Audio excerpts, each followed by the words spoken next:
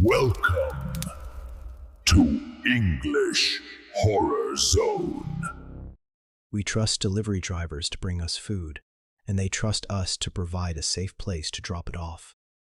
But sometimes that transaction goes horribly wrong. Here are 3 true horror stories about pizza delivery. Let's begin. I worked for a local pizza chain in a suburb of Detroit back in 2018. It was a decent job for a college student, good tips, free food, and usually pretty easy work.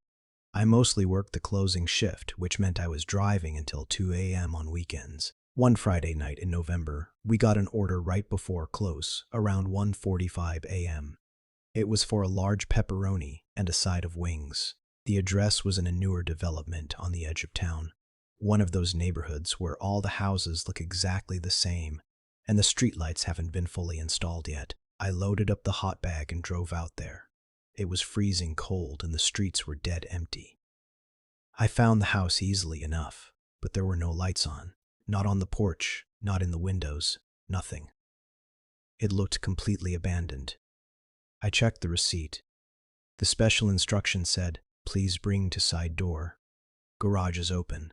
I've delivered to plenty of side doors before, usually because people have dogs or sleeping babies, so I didn't think much of it. I grabbed the pizza and walked up the driveway. The driveway was long and dark. The motion sensor light on the garage didn't turn on, which was annoying. I got to the side door. It was slightly ajar. I knocked on the frame. Pizza delivery. No answer. I waited a minute. It was dead silent, just the wind rustling the dead leaves in the yard. I knocked again, louder. "Pizza." From inside the dark garage, a voice called out. It was faint and sounded strained. "Just bring it inside on the workbench. My hands are dirty." I hesitated. We are technically not allowed to enter houses, but garage drops are a gray area. I stepped just inside the threshold. Okay, total is $24. I scanned the dark garage with my phone flashlight. I saw the workbench against the far wall.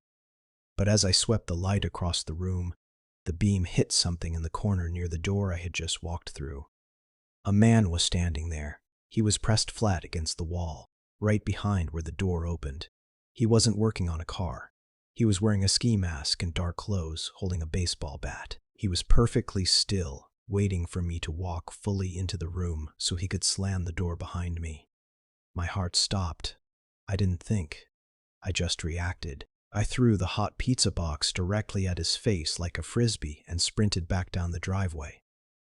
"Hey!" he screamed, his voice suddenly loud and angry, losing the strained act. I heard heavy boots chasing me on the concrete. I scrambled into my car, locked the doors, and peeled out of there. I didn't look back until I was on the main road. I called the police immediately. They went to the house and found the garage empty, but they did find the pizza box on the floor.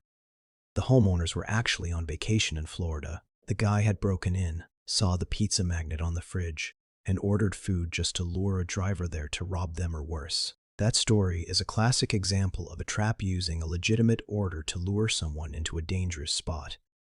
But traps aren't always set in dark garages. Sometimes they happen in crowded buildings where you think you're safe. That brings us to story number 2, which takes place in an apartment complex in Seattle. I drive for one of those third-party apps, DOORDAsh, UberEats, that kind of thing. It's usually safer than cash delivery because everything is paid for digitally, so I don't carry money. But that doesn't stop people from being creepy. I picked up a large sushi order from a nice restaurant downtown. The drop-off was at an older apartment building in the Capitol Hill area. It was one of those buildings with long, narrow hallways and flickering fluorescent lights that buzz constantly. The instructions were simple: apartment 402. Knock loudly.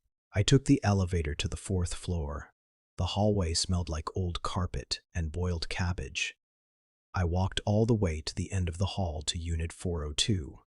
I knocked loudly, just like they asked. Immediately the door opened. But it didn't open all the way. It opened just a crack, maybe 2 inches. The chain lock was still engaged. "DoorDash for Kevin?" I asked. "Yeah," a voice whispered from the darkness inside. "Just pass it through." The bag was bulky. "I don't think it will fit through the crack, man. You gotta undo the chain." I can't, the voice said. It sounded agitated. Just push it. I tried to shove the bag through, but the plastic containers were too wide. Sir, you have to open the door. Suddenly the door slammed shut. I heard the chain slide off. Then the door swung open wide. Standing there wasn't Kevin. It was 3 guys. They looked young, maybe early 20s, but they looked rough. The apartment behind them was completely empty. No furniture, no TV, just a mattress on the floor in the living room. Bring it to the kitchen, the guy in front said. He wasn't smiling. He stepped aside, blocking my path back to the elevator, trying to usher me into the unit. I can't come in, I said, taking a step back. I'll leave it right here. The guy in front lunged for my arm. I said, bring it to the kitchen. I yanked my arm back and dropped the food. The other 2 guys started moving toward the doorway. I turned and ran. The hallway was long, and I felt like I was running in quicksand. I heard them laughing behind me, followed by the sound of the door slamming. I got to the elevator and mashed the button. It took forever to arrive. I was terrified they were going to come out and drag me back. When the doors finally opened, I jumped in and hit the lobby button. I reported the incident to the app support. They investigated and found out that the account was created that same day using a stolen credit card. The apartment wasn't leased to anyone. They were squatting there. I don't know what they wanted. Maybe just to mess with someone, maybe something darker. But the way they tried to physically pull me into that empty room still gives me nightmares. The idea of being pulled into an apartment by a group of strangers is terrifying because you are trapped in a hallway. But the most disturbing encounters are the ones where you voluntarily walk into the trap because everything looks normal. That brings us to story number 3, the most disturbing story of this collection. This happened about 6 months ago. I deliver for a local sandwich shop in a college town in Ohio. We deliver until 3 a.m. because of the student population. It was a slow Tuesday night. Around 1000 a.m., a phone order came in for a delivery to a farmhouse about 10 miles outside of town. The caller ID was blocked, but the guy on the phone sounded normal. He sounded like an older man, very polite. He ordered 3 large subs and drinks. The drive out there was spooky. The further I got from campus, the darker it got. The road turned from pavement to gravel. The house was at the end of a long, winding driveway surrounded by cornfields. When I pulled up, the house looked inviting. The porch light was on, and I could see warm light coming from the living room windows. It looked like a cozy family home. I grabbed the food and walked up the steps. I rang the doorbell. An old man answered the door. He was in a wheelchair with a blanket over his legs. "Hello there," he smiled. "Thank you for coming all the way out here. I'm sorry, I seem to have left my wallet on the kitchen table. Would you mind setting the food on the counter inside and grabbing the cash from the table? My hands aren't working so well today. Normally, I never go inside." But he was an old man in a wheelchair, and the house looked totally normal. I could see a TV playing the news in the living room. "Sure thing, sir," I said. I walked past him into the hallway. He closed the door behind me.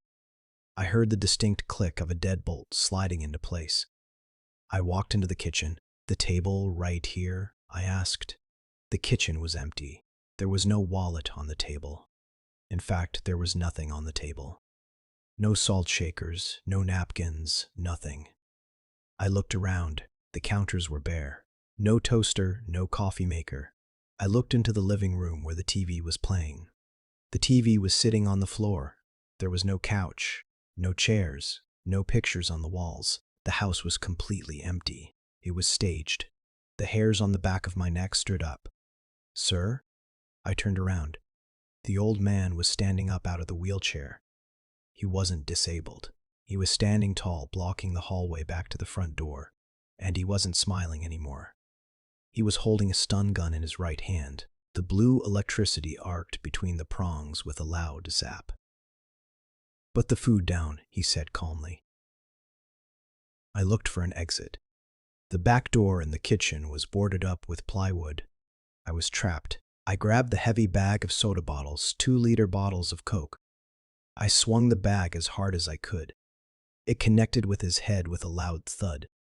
He stumbled back, dropping the stun gun. I didn't wait to see if he was okay. I tackled him, shoving him into the wall, and fumbled with the deadbolt. My hands were shaking so bad I almost couldn't turn it. He grabbed my ankle as I got the door open. I kicked him in the face, hard, and scrambled out onto the porch. I ran to my car, locking the doors just as he burst out of the house.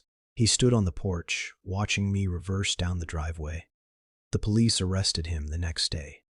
It turned out he was a drifter who had broken into the vacant farmhouse that morning. He had stolen the wheelchair from a thrift store.